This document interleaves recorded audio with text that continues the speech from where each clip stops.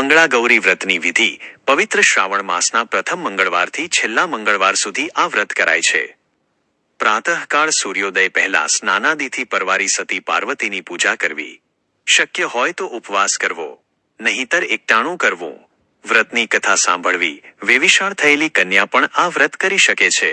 સોહાગણ સ્ત્રીઓ પતિના દીર્ઘાયુષ, સુખ સમૃદ્ધિ તેમજ સંતાન પ્રાપ્તિ માટે વ્રત કરે છે.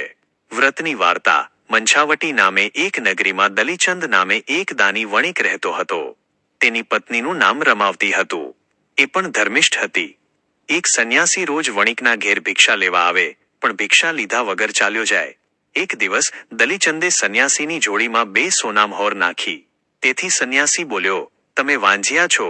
વાંજિયા પાસેથી ભિક્ષા લેનાર મહાપાપી ગણાય. પણ તમે મને ભિક્ષા આપી જ દીધી છે, માટે મારે તમને સંતાન પ્રાપ્તિનો રસ્તો દેખાડવો જોઈએ. પૂર્વે ઘોર અરણ્યમાં મા પાર્વતીનું મંદિર છે. ત્યાં જઈ પાર્વતીજીને પ્રસન્ન કરો. વણિક તો પૂર્વ દિશામાં આવેલા ઘોર જંગલમાં ગયો અને પાર્વતીજીને પ્રસન્ન કરી પુત્ર માગ્યો. ત્યારે પાર્વતી બોલ્યા, હે વણિક, સામે આંબો છે. એ આંબાની કેરી તારી પત્નીને ખવડાવજે, તેથી એ પુત્રની માતા બનશે. વાણિયાએ કેરી પાડવા પથ્થર ફેંકવા માંડ્યા, પરંતુ એ પથ્થર આંબા નીચે બિરાજેલા ગણપતિ પર પડતા હતા. આખરે કેરી પડી. વણિક એ લઈને ચાલવા માંડ્યો ત્યારે ગણપતિએ શ્રાપ દીધો, હે મૂર્ખ, તારા સ્વાર્થ માટે પથ્થરનો માર મેં ખાધો છે. જા, તારો પુત્ર 21મા વર્ષે મૃત્યુ પામશે.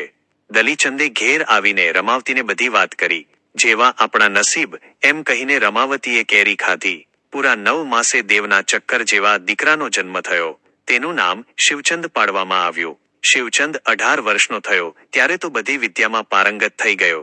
આ બાજુ વાણિયો વાણિયણ ચિંતામાં અર્ધા થઈ જતા હતા. ગણપતિનો શ્રાપ કોઈ કાળે મિથ્યા ન થાય. 21મા વર્ષે પુત્રનું મોત નક્કી હતું. એક દિવસ શિવચંદ તેના મામા કાશીરામ સાથે વેપાર ખેડવા નીકળ્યો. મામો પણ ભાણેજના મૃત્યુની વાત જાણતો હતો. ફરતા ફરતા મામો ભાણેજ રૂપાવટી ગામે આવ્યા. પાદરે ટીમણ કરવા બેઠા. સરોવરના કાંઠે શ્યામા અને સુધા નામની 2 સખીઓ વાત કરતી હતી. સુધા, તું મંગળાગૌરીનું વ્રત જરૂર કરજે. જે સ્ત્રી આ વ્રત કરે છે તેનો ચૂડી ચાલ્લો અખંડ રહે છે. હું તો દર વર્ષે આ વ્રત કરું છું. સુધા બોલી, હું પણ આ વ્રત કરીશ. મને વ્રતની વિધિ જણાવો. શ્યામા બોલી, શ્રાવણ માસના દરેક મંગળવારે સતી પાર્વતીની મૂર્તિને એક બાજોટ પર મૂકી સ્થાપના કરવી. ઘઉંના લોટનું એક કોડિયું બનાવવું. તેમાં સૂતરના દોરાની દિવેટ બનાવી તેમાં મૂકવી. ઘી પૂરી દીવો પ્રગટાવવો. ત્યારબાદ 16 બીલીપત્રો, 16 પુષ્પો, 16 ધરોના પાંદડા, 16 ધતુરાના પાંદડા, 16 આંકડાના પાંદડા અને 16 જીરાના દાણા સતી પાર્વતીને અર્પણ કરી શ્રદ્ધાપૂર્વક પૂજન કરવું. શક્તિ હોય તો એક વાંસની છાબડીમાં સતી પાર્વતીની મૂર્તિ અને ફળફૂલ મૂકી તેનું પૂજન કરી યોગ્ય બ્રાહ્મણને દાન કરવું. મામાએ આ વાત સાંભળી વિચાર કર્યો કે આ છોકરી સાથે જો હું ભાણાના લગ્ન કરું તો ભાણાનો મૃત્યુ યોગ ટળે. આમ વિચારી મામાએ કહ્યું કે ચાલ ગામમાં આંટો મારી આવીએ. મામો ભાણેજ ગામમાં આવ્યા. મામાએ તો શ્યામાના પિતાનું ઘર ગોતીને ઉતારો કર્યો. શિરામણ કર્યું પછી ધીરે ધીરે ભાણાની સગાઈની વાત માંડી. શ્યામાના પિતાને તો ઘેર બેઠા ગંગા જેવી વાત થઈ. શિવચંદ જેવો સોહામણો જમાઈ અને સારા સગા મળતા હોય તો શું વાંધો હોય. આમ મામાએ ભાણાના વેવિશાળ શ્યામા સાથે નક્કી કર્યા. મામો ભાણાને લઈને ઘેર આવ્યો. બહેન બનેવીને બધી વાત કરી.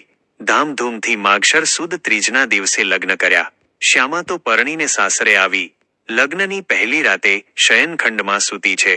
ત્યાં જ તેજના અંબાર સમા મંગળા માં સપનામાં આવીને કહેવા લાગ્યા, જાગ દીકરી જાગ. ટૂંક સમયમાં એક સર્પ તારા પતિને દંશ દેવા આવશે.